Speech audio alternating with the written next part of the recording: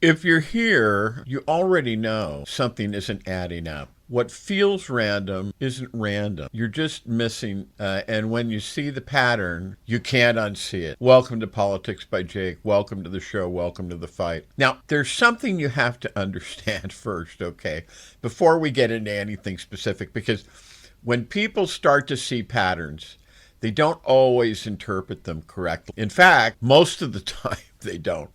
They reach for explanations that feel immediate, dramatic, compelling, and very often those explanations take on a kind of a mystical quality, you know? Now, this isn't new.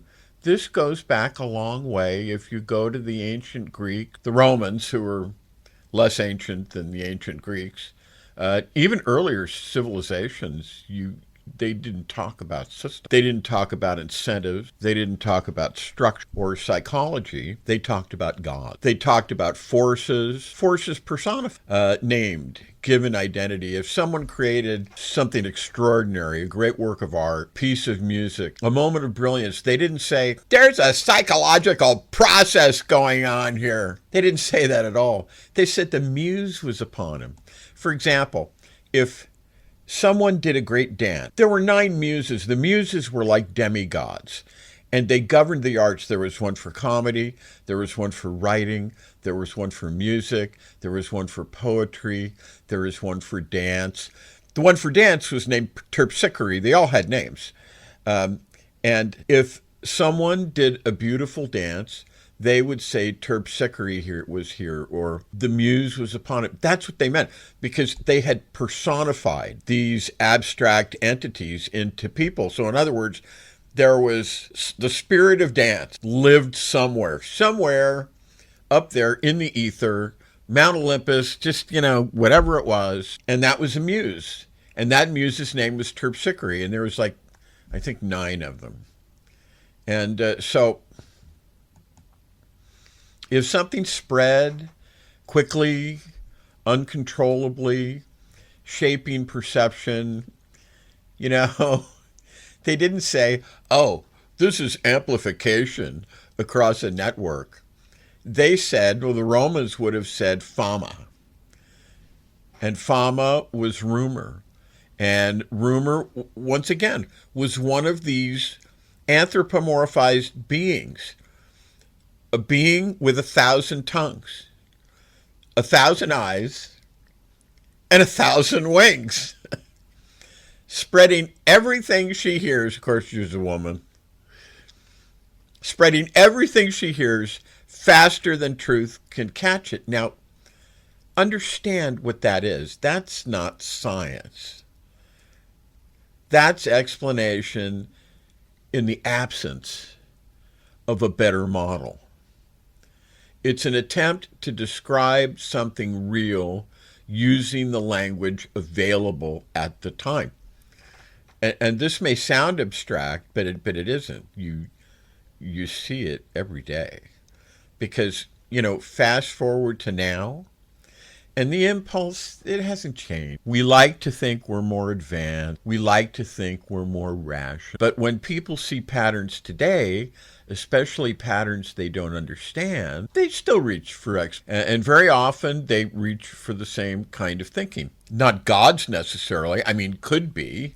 There's still the arcana out there. If you go on certain social media like Instagram, there's all of that stuff, the secret, the specialized knowledge of the Assyrians and the Babylonians and the Egyptians and so on and so forth. Actually, the Egyptians got it from the Babylonians and the Assyrians and the Sumerians. They all got it from the Sumerians. So it could be that, but in these days, it's not necessarily that.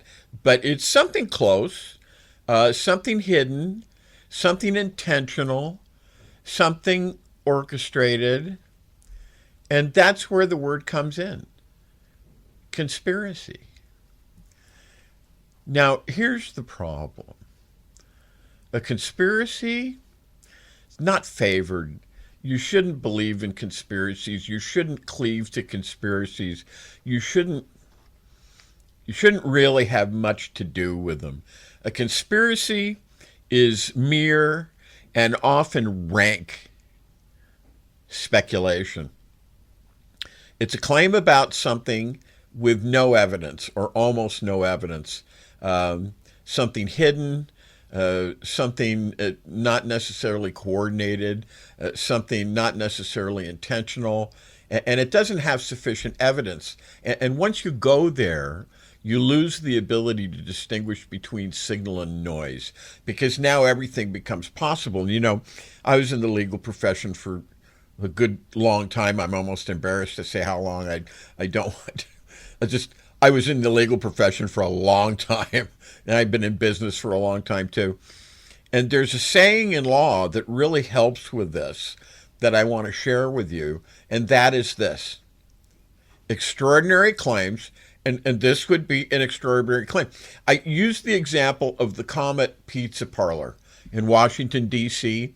This is a really good example. This has had at least 3 iterations that I know of. In other words, it appeared in the Audis, and then it appeared, I think, in 2011 again, and then I think it appeared in 2016. You can check this. I'm not exactly sure of the dates, but I do know that it has resurrected several times, that there was a pizza parlor, and in the basement, there was a pedophile ring. And one person was so compelled that they actually went there with a gun. I think somebody got killed. And the problem is that there's no basement in that pizza parlor. So, you know, right there, you know, real problems. Can you imagine the gunman?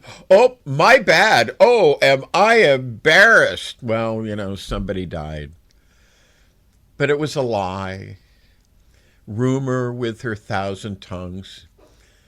Everything becomes connected. Everything becomes, you know, fama. Rumor with 1,000 tongues. Now, contrast that to what I talk about when I talk about secret combinations, because there's a difference. A secret combination is something that will sustain and withstand judicial scrutiny. And I mean, I use judicial scrutiny because when you go into a court, and this happens a lot with Donald Trump, by the way, because Donald Trump will make up anything, because his mentor, Roy Cohn, said, you know, whatever happens, sue, and if you're sued, counterclaim, and just sue everybody and sue everything. And he had the money so that he could outlast. One of the things I used to say to clients, and it used to depress some of them, was that what happens in law is that the guy with the most money and the guy who's the most mad wins. And that's kind of the case, because those courts, they're all about money. I mean, yeah, if you have some experience, you can go in, you can represent yourself, but you know, that's not really the way it works. It doesn't, I mean, it does work that way. The rules are there. You can do that. You absolutely can do that. I wouldn't recommend it. I really wouldn't. I'd recommend that you go to an attorney.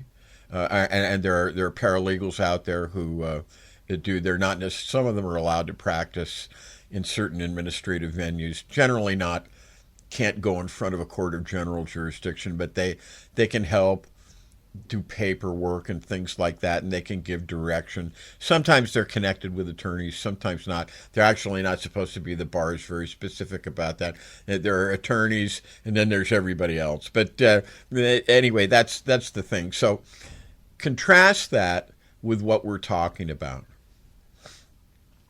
Structure. Structure doesn't whisper. If I go into a court and the judge says to me, you know, Jake, he wouldn't call me Jake, but, you know, just for you guys, because you guys know me as Jake. You know, Jake, I'm having a little problem with the allegation in your complaint. And I'll say, oh, what's that, Your Honor? And he says, here in paragraph 9, it says that Martians came down to the earth and ate my shorts. Well, I'm just making something up, you know. It's like what Donald Trump would do most of the time when he does. can you give me, if I take this case, because the judges, there's something called Rule 11, and it's not always Rule 11 in the Federal Rules of Civil Procedure. It's Rule 11. A lot of the states have just whole cloth adopted Rule 11. And in other states like California, it's another rule. Just offhand, I think it's like Section 476, something like that. It doesn't matter. What matters is what it says. It says that if you're an attorney or if you're just representing yourself, you sign a complaint and you are making an averment. You are making a statement that the facts, as far as you have set them out in the complaint, are true and correct to the best of your personal knowledge and belief, and that you believe that you are entitled to the relief that you're asking for in the complaint. So, and this keeps people from abusing the system. So someone really can't come in and say, Martians came to Earth, knocked me out, and stole my shorts. And that's, and I'm suing, you see what I mean? I'm just using some ridiculous thing. So the judge would say, Jake, if I'm going to allow this to come into the court, can you make a proffer of what it is that you're going to show me? And then at that point, in order for the case to go forward, I would have to make what's known as an evidentiary proffer. And I would have to state to the judge what it was that I intended to prove. And I'd have to go into a little bit more detail about that so the judge understood. And if I could come up with that, the judge, and there's big latitude, because we're all judicial officers in there, and there's a minimum standard of confidence, but it's not actually up here that much. It's more down lower, down lower. So, but there's a minimum standard of competence that you're not supposed to go below. So the judge, and there is latitude, there is broad latitude given, and so the judge would say, "Well, okay, Jake, I'll go with that," and he would say, "Let the case go forward," and then he might say, "Jake, that's a bunch of nonsense. How dare you come into my court with this kind of nonsense? I'm dismissing this case." Why? Because the judge knows what I'm about to tell you. Extraordinary claims like, Martians came down to Earth and stole my car and ate my shorts. Extraordinary claim. That's an extraordinary claim. Extraordinary claims require extraordinary evidence. And in this hypothetical scenario, I didn't have it.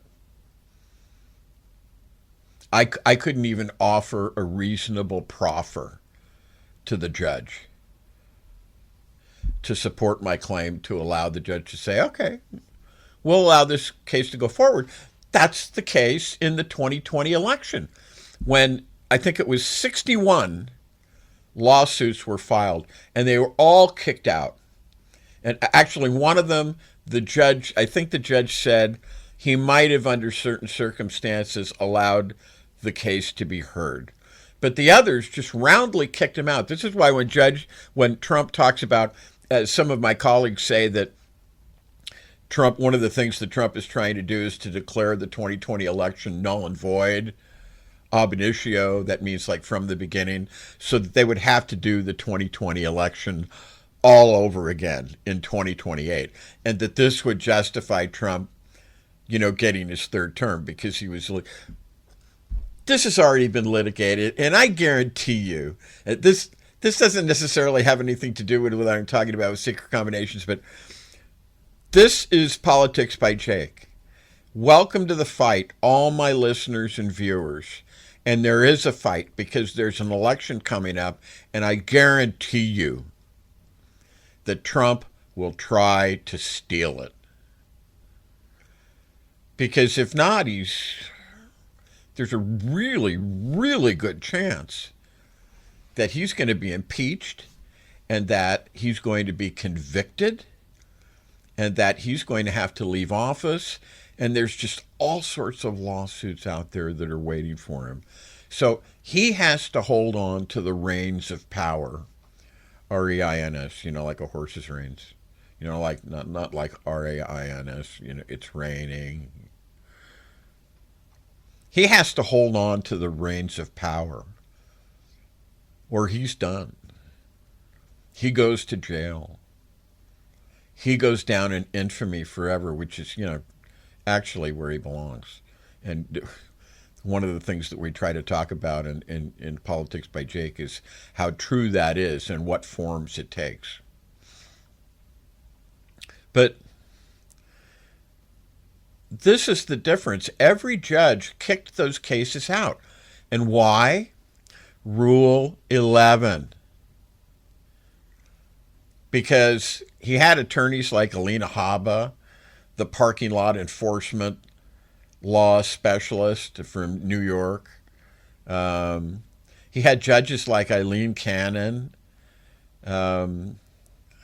Just don't get me started on that. But any judge knows this. And it just wasn't there. The judges likely asked Trump's counsel for an evidentiary proffer, and it just wasn't there. And in 60 out of the 61 cases, it just wasn't there. And there was one of them where a judge might have done it, but I can't remember that. But it was basically kicked out. He didn't have it. This is what I'm talking about. This is conspiracy. Now, structure doesn't whisper. Structure doesn't speculate. It produces outcomes. Consistent outcomes. Over and over and over and over and over again. Not because people are meeting in dark rooms somewhere. Not because aliens came to Earth and stole my car, hit me over the head, and ate my shorts. But because incentives align. Because power aligns. Because systems are built in a certain way. And when those things align and when they keep you out so that you don't know, that's a secret combination. And the result becomes predictable. And once it's predictable, you don't need a conspiracy at all. You have a system. You have a combination. Usually business, usually government getting together, religious organizations often, Christian Zionists, Christian evangelists, they're up to their eyeballs in this. So you have a system. Now, that's less dramatic than the arcana of ancient Sumer. It's less theatrical, definitely, but it's far more powerful because it leaves footprints. You can track it. You can test it. You can say, if this is structure, I should see this outcome happening again and again and again. And when you do, you're no longer guessing. You're recognizing. Now, keep that in mind, because what you're about to hear will be explained one way, but if you understand structure, you'll see something very different. And at this point, let's take a break, and we'll continue on this very interesting topic. Let's get a couple of messages in here. This is Politics by Jake, and we'll be right back.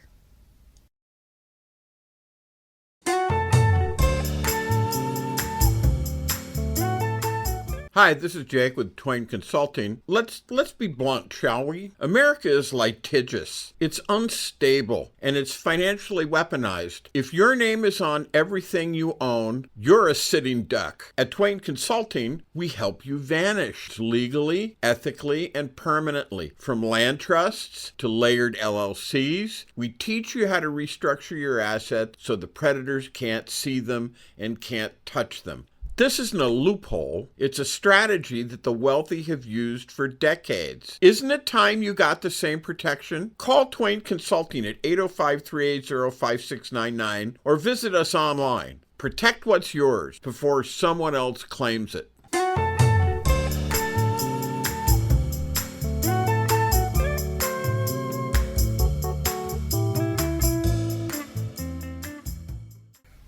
All right, this is Politics by Jake. We're back.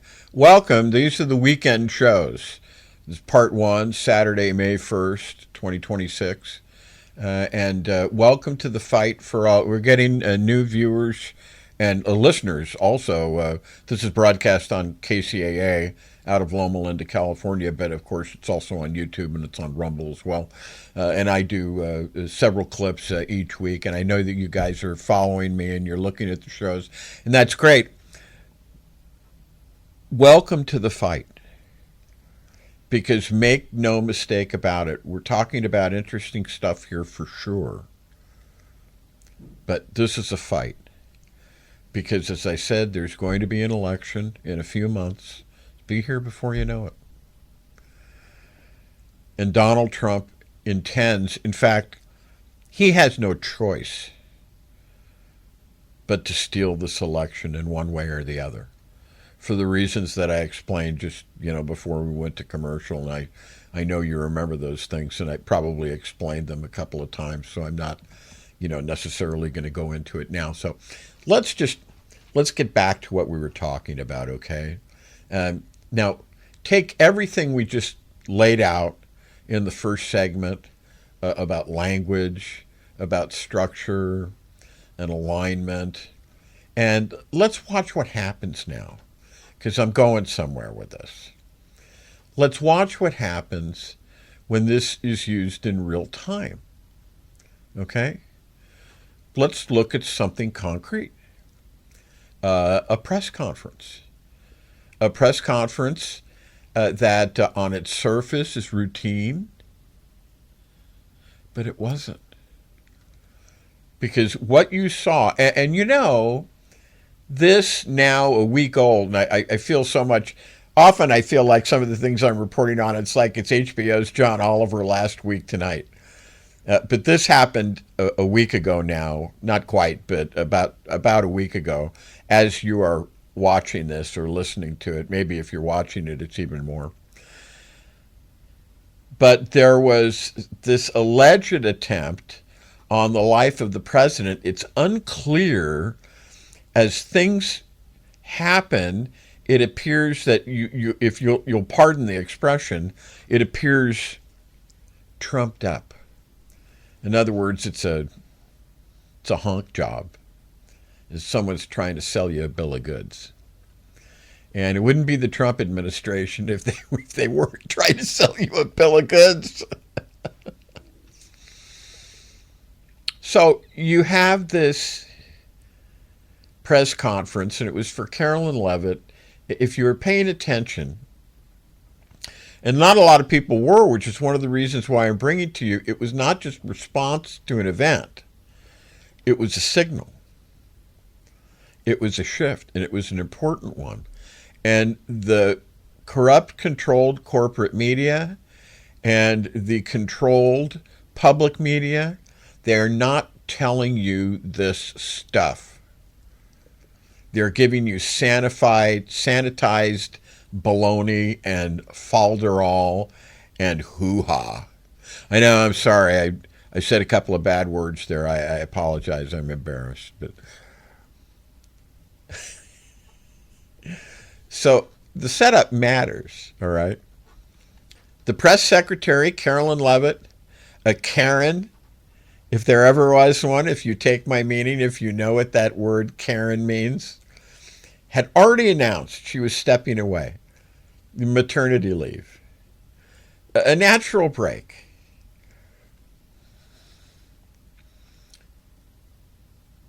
In that administration, they're all terrified. I may be prematurely stating this, but Leavitt, Karen though she may be, is fleeing that administration because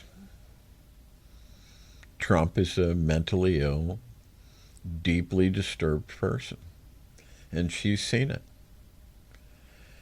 But she owes her position, her prestige, her entitlements, and yes, her insider stock trading tips on crypto. She owes it all to Trump. And so she has to toe the line. She saw what Trump did to Kristi Noem. And then she saw what Trump did to Pam Bondi. And I think she sees which way the wind is blowing on this. So she's stepping away. She got pregnant. I don't know if that's why she got pregnant, but she is pregnant, allegedly. She's on maternity leave. It's going to be a natural break, and she's going to escape. And then after she says that, she leaves the podium, and then she comes back. Not casually, not briefly, but deliberately.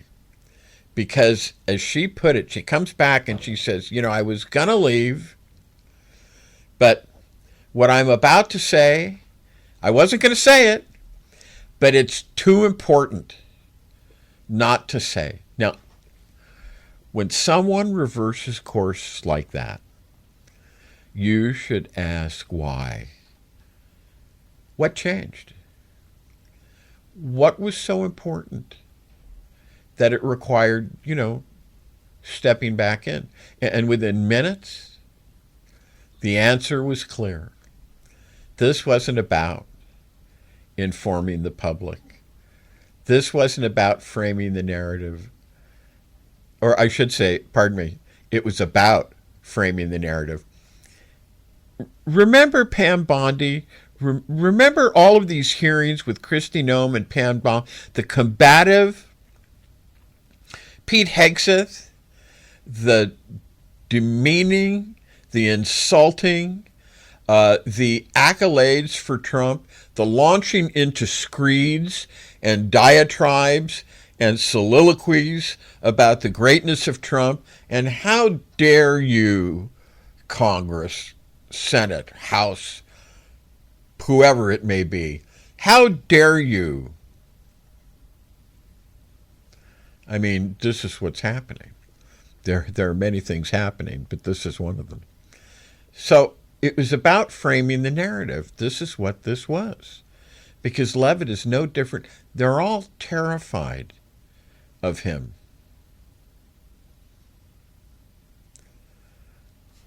And the message was unmistakable. It was criticism. And this is a biggie. Because Caroline Leavitt, she's the White House press secretary. She's in charge of communications. She's the liaison. And she said, criticism is no longer... Now get this. This is important. This is Constitution stuff. This is Bill of Rights stuff. Criticism is no longer just disagreement. It's something else. It's something more dangerous. Something tied directly or indirectly to violence. Now stop there, okay? Because this is where people miss it. They're still looking at the event and not the pattern, okay? If criticism becomes associated with harm, because this is what she said, then criticism itself can be treated as a problem, not something to respond to, something to contain, something to discourage. And that's not a small shift. That's structural, because it changes the rules of engagement. It moves the conversation from what are people saying to should they be saying it at all. Now, that doesn't happen all at once. And what she was doing was demonizing the critics of Donald Trump and saying that this is disloyal, it's treacherous, these people are traitors, and so on and so forth. This is what this was about. Now, as I said, this doesn't happen all at once. It happens gradually through language, through framing, through repetition. And that's why moments like this matter. Not because of any single statement, but because of what they establish over time. Now, step back again, okay? Because This is exactly what we were just talking about. Not rumor, not speculation, structure. The same pattern showing up again. Different context, same mechanism. And if you're still with me here, you're already ahead of most people because you're not reacting anymore. You're starting to see the pattern. Now, once you see that, everything else begins to fall into place. Because you stop chasing events and you start recognizing direction. And that's what we're going to get into next. And at this point, let's take another break. And this is Politics by Jake, and we will be back.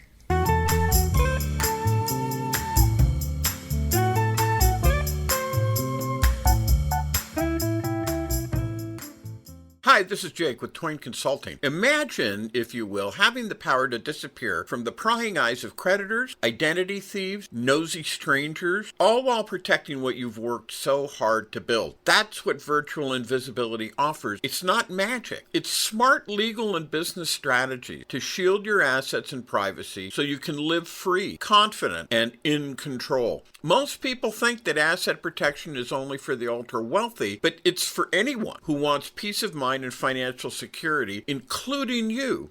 Don't wait until it's too late. Take control now. Call me at 213-465-0639 or go to facebook.com/Twain Consulting to learn how virtual invisibility can protect you and your family, because when you're invisible to risk, you're unstoppable.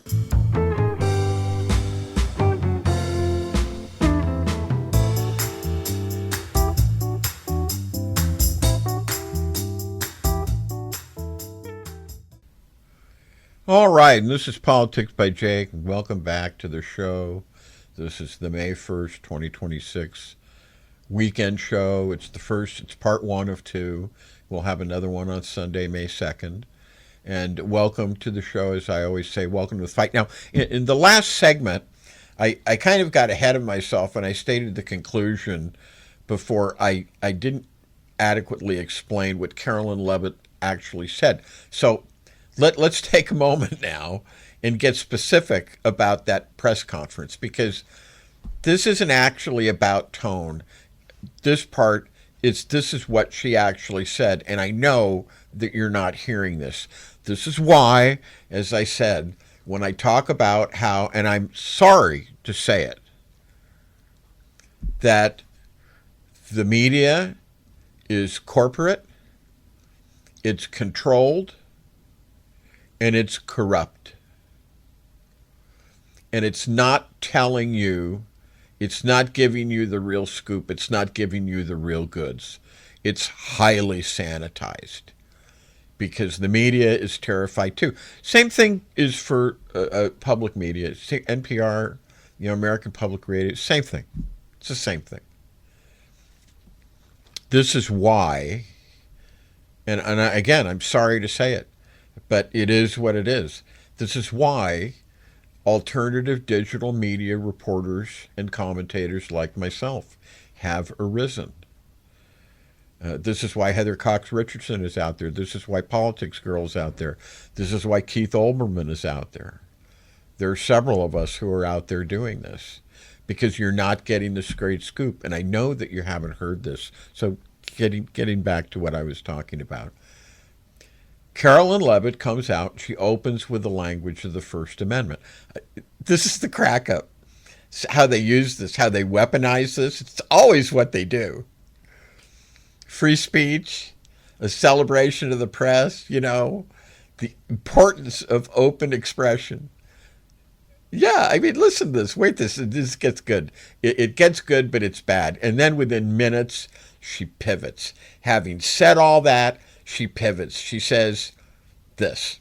She makes these allegations that the political, and I'm paraphrasing, of course, the political violence we're seeing, she says, stems from a sustained demonization of Donald Trump and his supporters by commentators, like me, by elected officials, by the media, by everybody. We're all out to get him. Talk about paranoia, but hey, Just because you're not paranoid doesn't mean they're not out to get you. Remember that old expression from the 60s and the 70s? And it goes further. She says, and remember Pam Bondi, and remember Kristi Noem, and remember Pete Hegseth. Remember their antics. Remember their frenzy when tasked by the legislature of the people in the House and or in the Senate, when asked to justify and explain. She says the alleged attacker's manifesto, because apparently he wrote something, I mean, who knows anymore, dime a dozen, is indistinguishable from what's being said daily by critics. And so there you have it, don't you? In plain English, she just said it. See, that's the move. Criticism isn't just disagreement if it's being framed as causal. It's contributing to violence. It's not even clear that this was an actual assassination attempt, honestly. I don't think I'm going to have the opportunity to report on this. I might be able to get to that on the Sunday show, and if not, I'll get it to you in a clip, okay? And we'll talk about that. It's not clear. So it's causal. Free speech is contributing to violence, Donald Trump. And she actually talked about Trump derangement syndrome, which I always thought was the Christian evangelicals, the Christian Zionists, and the maggots who they became deranged because of Trump, because they couldn't see the truth about him. Well, apparently, according to them, it's the other way around. But, you know, what are you going to say? So anyway, that's the hinge right there, okay? Free speech. She's attacking. She's the communications director. She's the press secretary. She's the liaison between the executive branch and the people. And she advocates free speech, but free speech is no good. You start with free speech and you move to assigning responsibility for violence to the people who are doing the free speech. That's quite a switch. That's a very different frame right there. It doesn't outlaw speech, but it relabels it. It weaponizes it. It changes from an absolute positive and protected expression to something that can be treated as harmful and even culpable if it's directed against Donald Trump. And this is like, you've heard me call Donald Trump an antinomian. Antinomian is a person who says, you know, the law applies to you, but it doesn't apply to me. That's an antinomian. That's what an antinomian is. So once you make that shift, the entire structure around speech, it changes, because now the question isn't, is it protected? It's, does it contribute to the violence and to the demonization and to the fact that not everybody loves Donald Trump? It's just so, I want to cry. All right. I know, fake tears, I'm sorry. That's how you move from free speech to managed speech.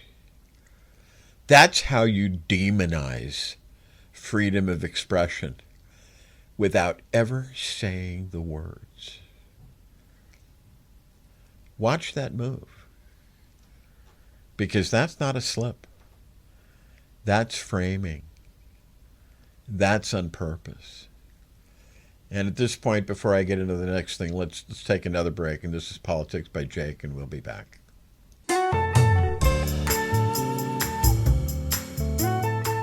Hi, this is Jake with Twain Consulting. Let's be blunt, shall we? America is litigious. It's unstable, and it's financially weaponized. If your name is on everything you own, you're a sitting duck. At Twain Consulting, we help you vanish legally, ethically, and permanently. From land trusts to layered LLCs, we teach you how to restructure your assets so the predators can't see them and can't touch them. This isn't a loophole. It's a strategy that the wealthy have used for decades. Isn't it time you got the same protection? Call Twain Consulting at 805-380-5699 or visit us online. Protect what's yours before someone else claims it.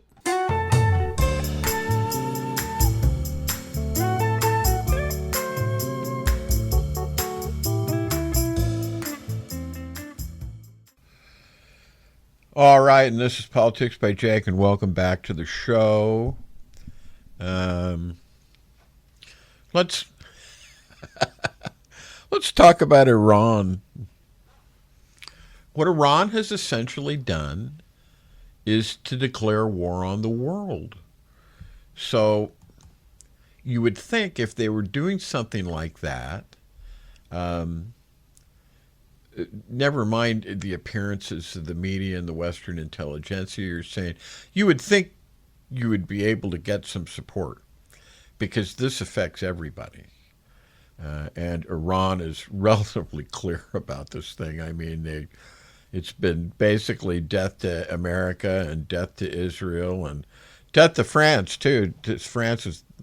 America is the great Satan, and France for a long time was the little Satan, which is funny because the Ayatollah Khomeini lived there and was supported there. So I don't know. I guess these guys, they're just different guys. They're relatively clear about this. They're creating missiles, if they're allowed, with a 4,000-kilometer reach. They will be able to hit Western Europe. People say, oh, there's no imminent threat. Boy, I mean, define your terms. Golly. They've always said death to America. I think that we have to, they've stockpiled missiles. Lebanon, where Hezbollah is, has been hit time and time again, and they still have, it's estimated, they still have 40 or 50% of their missiles left. How did they get all these? And the answer is that they've been getting, Iran is part of what I would call a totalitarian aggressor bloc, and that includes mainland China, not Taiwan, mainland China, North Korea, with Little Kim, the rocket man, Little Kim, and Putin in Russia, which I think Bill Maher described as a gas station with an army, with nuclear weapons. And they're a totalitarian aggressor bloc. They're basically led by autocrats, or by dictators. And Trump loves this. He wants to be like them. His first wife, Ivanka, reported that, the one who's buried at a golf course in New Jersey, I think, one wonders what's in there buried with her, basically said that Trump used to have a book of Hitler's speeches on his nightstand, and he used to read them before he went to bed. You have to pay attention to this, folks. You just have to. So, define your terms. Death to America, creating missiles with a 4,000-kilometer reach that, if they're allowed, that will hit Western Europe. And they've already signaled that they're entirely willing to do this. They shot one at Cyprus. In fact, I think they shot one somewhere else. I can't remember. So again, when you have something like this happening, I think we really need to take these guys at their word. And these guys, and what it is that these guys are religious fanatics. I'm sorry. They're crazy. and they're out to get you. They're really out to get you. So that is why it is that Western Europe is not joining this thing. Why is Western Europe joining this thing? I think that's a really good question. I have an answer, and I'm about to give it. I'll tell you. It's because of Trump. They hate Trump because he's toxic. And the people can see that he's toxic. They can see that he's a common churl, that he's a poltroon. And by a poltroon, that's an old word which, if you're called a poltroon, you're being called a coward. That's the meaning of poltroon. They see that he's a coward. They see that he's an appeaser. The public and the leaders see that the public feels that he's toxic. He insults all of those leaders, and they don't want to have anything. If the voting electorate in all those countries, in England and Italy and France and all the rest, sees that these leaders are having anything to do with Donald Trump at all, they won't have anything to do with anything like that, and they won't get elected again. So they're politicians. I mean, let's face it. The main thing that a politician wants to do is he wants to get elected. So they won't have anything to do with them. So they'll vote for somebody else. So they're staying away. And this is why Trump has to be removed. And once again, let's be clear. We're talking about von Clausewitz back in the 1870s or 80s or whenever it was that he was around. He said politics is like a war. And he said because it channels the violent instincts of man into acceptable, nonviolent alternatives. And that's true. And we have those. We have the 25th Amendment, which I think ought to be invoked. I think that he's demented. I think that he's unfit. He can't serve. We have impeachment. These are political, and of course, von Clausewitz was about 100 years after the Founding Fathers, but these are political remedies. This is what we mean, and let there be no mistake. Let him go be a businessman. Let him go spend more time with his family. Let him go do this thing where in this 2016 speech, he said before this crowd, he said, and I've shown you this before, but I'm going to show it to you again. All I knew is that I always needed to get, from the earliest time, I needed to get everything that I could get. And you see him go like this. I think that's a sickness. But, let him do this. But everybody hates this guy. And that's why that's why you can't collect the flags. That's why the European leaders won't go along, even though they should go along, because there are a lot of good reasons. Now that this war has been joined, it's not something that any of us wanted, but now that it has been joined, there are good reasons to see it through to completion. But the European leaders won't join, even though there are good reasons for them to join, because everybody hates Trump. In Europe, and these are where your allies are, this is where NATO is, you need to get rid of this guy. And obviously, once again, let me be clear, like I said, using political means, we don't advocate politics to take anything violent at all. Our political system, like the closest would say that channels the violence, von Clausewitz said this, as I said, channels the violent instincts of man, so on and so forth, blah, blah, blah, yada, yada, yada. But he has to be removed because there's a saying, everything that Trump touches dies. It's applicable here. And that includes the United States, which, by the way, I might add, in a recent Epstein document, I can't say this on the air, I could say it in the podcast, but this is being stated on the air on a radio station that's controlled by the FCC, so have to be careful about it. But in one of the Epstein documents, Trump is quoted as saying, referring to the United States as this blank hole this blank hole of a country, and the blank word begins with an S and it ends with a T. How can you have a guy like this as the leader of the most powerful country on the earth, and he thinks this of the country? So let's get back to Iran. I mean, powerful. How in God's name are they powerful? The buildings, their buildings have all been blown up. Their Air Force is gone. Their Navy's basically gone. Now, I want to be clear and show just how much this is hurting Iran, this counter blockade that we are doing. And we should be doing more, and I'll talk about that in a minute. Iran is losing about $435 million a day, and this is upwards of $3 billion a week. I mean, this is real money that we're talking about here. And I got this from the BBC News, the Persian Reporting Service desk. That's where I got these figures, because their ships aren't able to go out of the ports, and they're not collecting duties on the ships.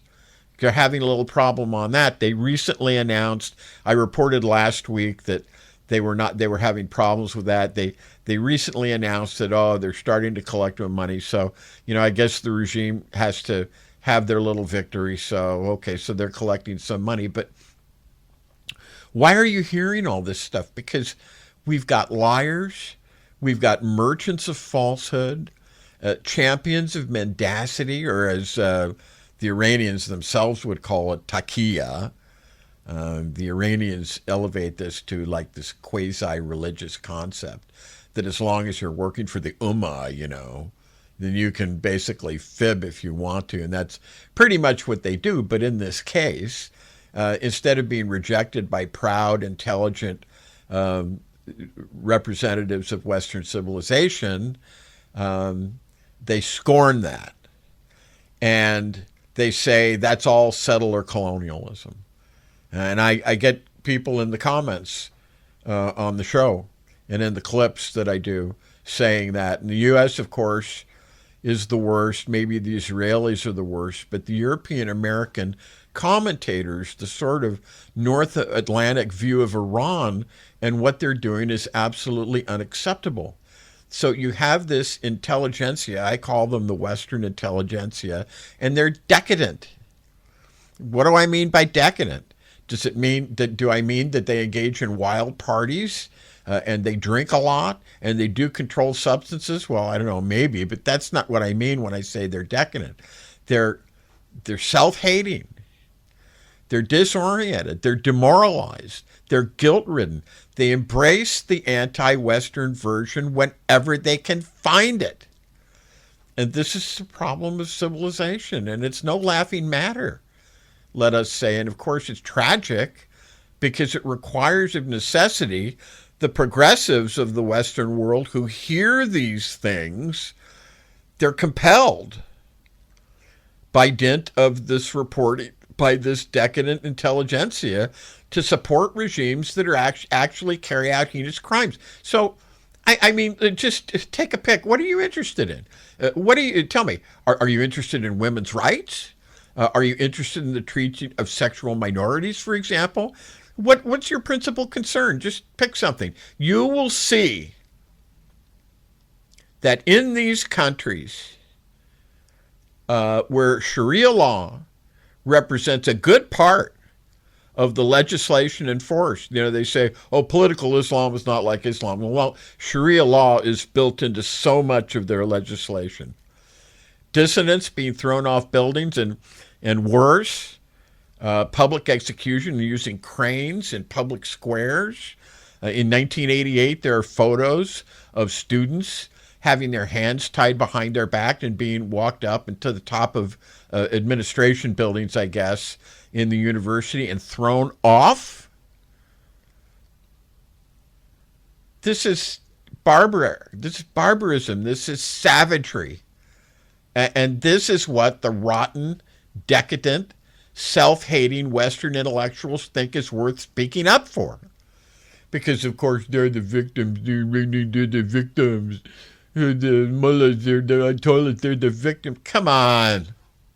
Come on.